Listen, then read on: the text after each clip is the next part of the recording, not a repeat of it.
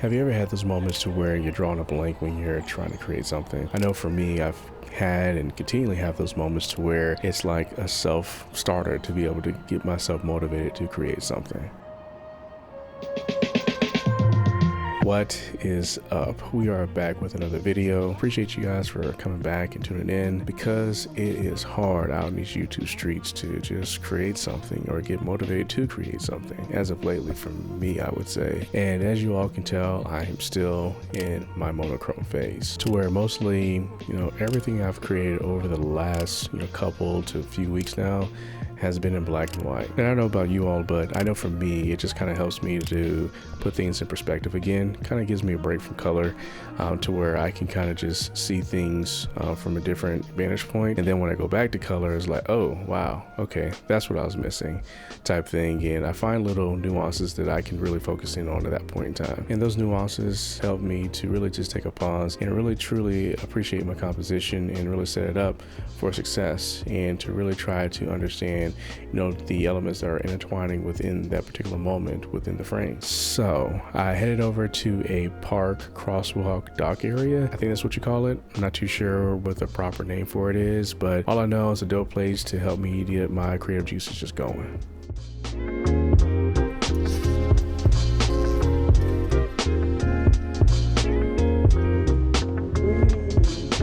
And the one thing I've learned about this creative space process is that you're going to have to search out your inspiration at times. Now, your inspiration, it doesn't have to be anything specific or, cater to a particular niche, because at that point in time, you kind of box yourself in to restrictions, to where it's just like, okay, I need to get this type of shot, whenever you don't want to place those limitations on yourself and really have free reign within your creative space to just create. At least over a period of time, what I've been able to find out is that it really depends on the moment that you identify with. That's going to really just bring out that creative, inspiring moments that you're going to be like, all right, cool, I'm in a rhythm, I'm in this space, I don't want to leave it, I'm going to continue just riding that wave all the way through. Yeah, the point I'm coming out here is that I'm just trying to get some shots of anything essentially that's going to be inspiring, mostly nature, plants, whatnot. But if there's something else that comes across another story, then definitely I am about that life. So yeah.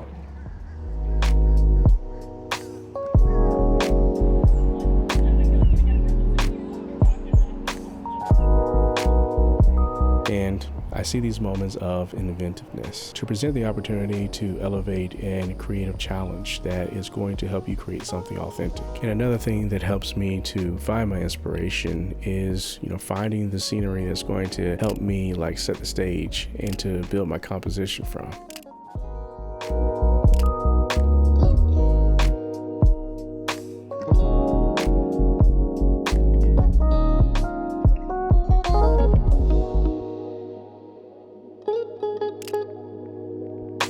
And typically when I go to places like this park area, the locals and the wildlife there, they are definitely familiar with one another. And they're not intimidated by me at all.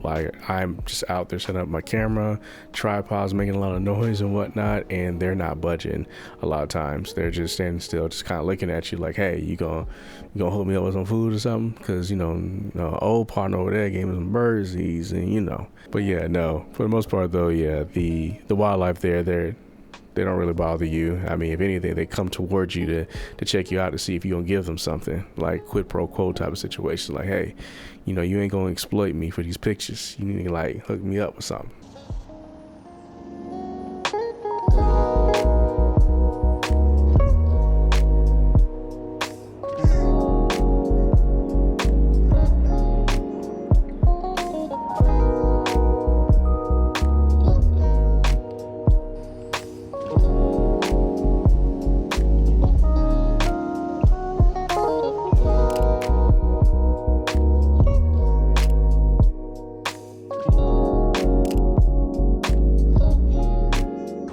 Actually missing all of my shots trying to get this camera set up for the GoPro, but yeah, these are pretty dope shots. I'm not trying to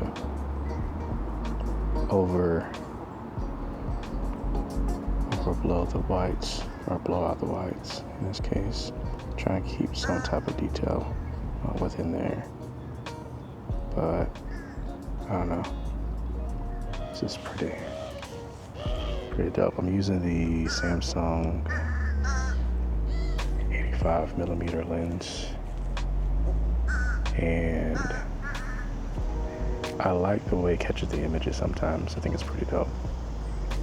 Like, it does have, you know, moments to where I do see that chromatic aberration in there, but for the most part though, sometimes I like it. It just depends on what I'm trying to aim for in this particular instance, but yeah, this is pretty dope. I like it. Let's see, y'all can look and see what I see.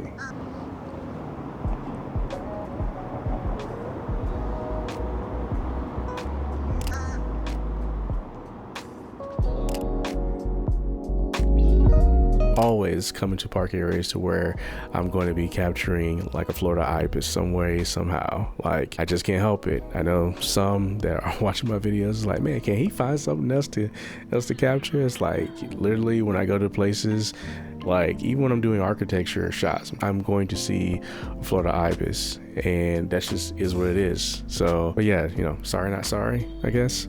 And to be honest with you, I'm fine with it, because at the end of the day, like, I see it as an opportunity to really use them as a focal point within my compositions or photos that I'm capturing, and also to use them to help, you know, build texture around the image I'm trying to create too. So it's always going to be a win-win for me whenever I can capture the wildlife in my photos and videos. You know, whenever I can include like birds or wildlife within my shots, there's always going to be that, you know, unpredictable factor that's in place. Like, it's uncertain as far as like what they're going to do, but you know, once they, you know, move a certain way or, you know, face a certain direction or whatnot, it's one of those things where you just have to be ready to go. So I kind of get that Nat Geo vibe, which, you know, I am a big fan of that type of documentary work, to where I'm just like, hey, I'm here for it at the end of the day.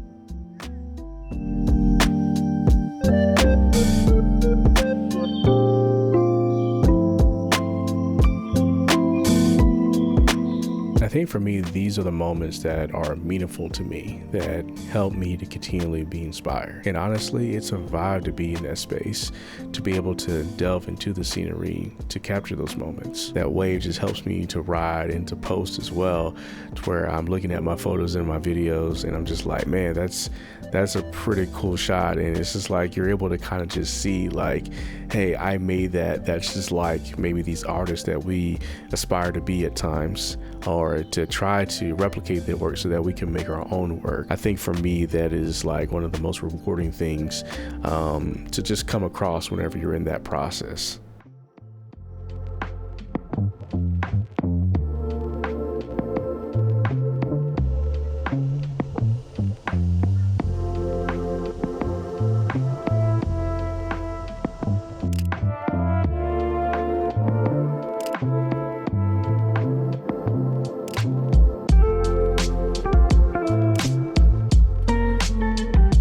Now, in this case with my photos, I noticed that, you know, most of them throughout this video were out of focus, at least for my standards. And yeah, I mean, that happens at times, to where you'll get images and it doesn't go the way you want it to. But you know, that's just a part of the learning process. That's a part of just growing as an artist, and even knowing how to appreciate those accidents within your work as well, and just kind of like, you know, be able to kind of like relish in that moment and to understand and to just really learn as far as like what the things you'll do next time, so that you don't make those same mistakes again. Or maybe it's a creative journey that you want to continue to investigate more with how your images come out at times.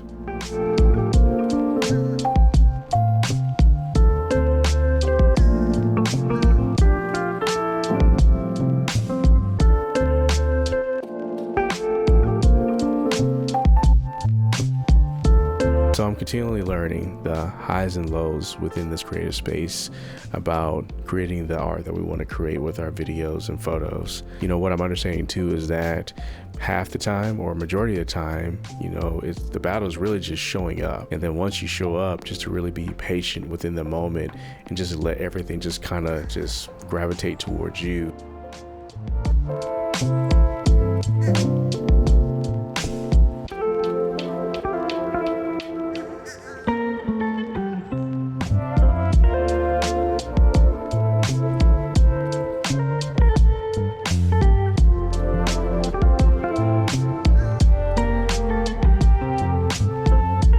that's all I have to say for this video today. Continually appreciate the process. I'll catch you guys on the next one. Deuces. And another one. Yes, sir. Let's do it.